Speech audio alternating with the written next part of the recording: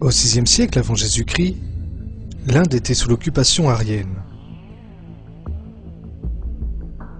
La religion principale dans ce pays était celle des Aryens, le brahmanisme. Les Aryens avaient mis en place un système de castes strict dans le pays. Selon ce système de castes, la société était divisée en différents groupes. Les prêtres brahmanes étaient à la tête de ce système.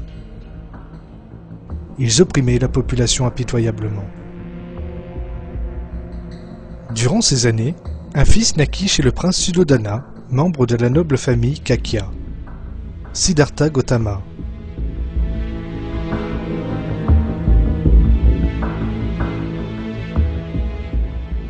Siddhartha passa sa jeunesse dans l'aisance et l'abondance.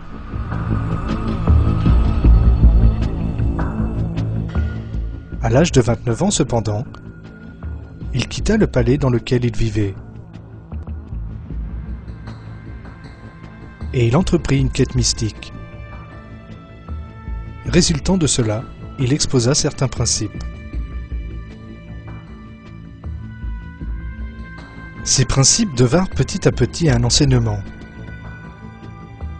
Le bouddhisme.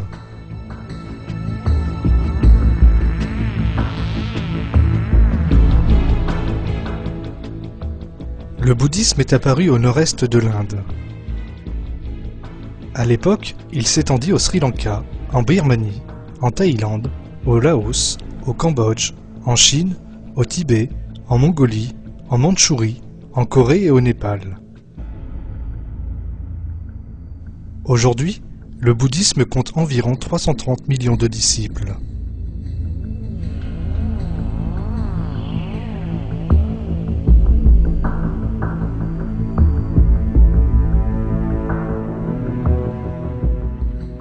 Le mot Bouddha signifie l'éveillé ou l'illuminé, symbole des hauteurs spirituelles que Siddhartha Gautama est supposé avoir atteintes. De cette manière, on glorifie Siddhartha à travers ce nom. Bouddha choisit de parler de ses principes de base et de transmettre ses rites verbalement.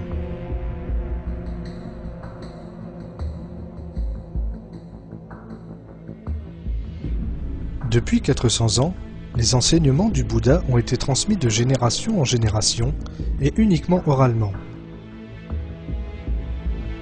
Cet enseignement fut ensuite rassemblé dans un livre appelé Canon Pali.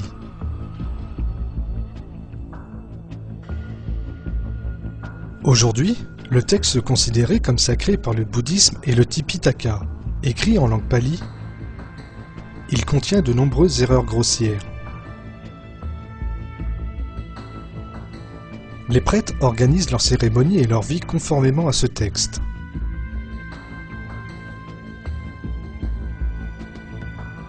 L'unique thème enseigné dans ces livres est la renonciation à tous les désirs et la préparation de l'âme à une vie de pauvreté et de souffrance.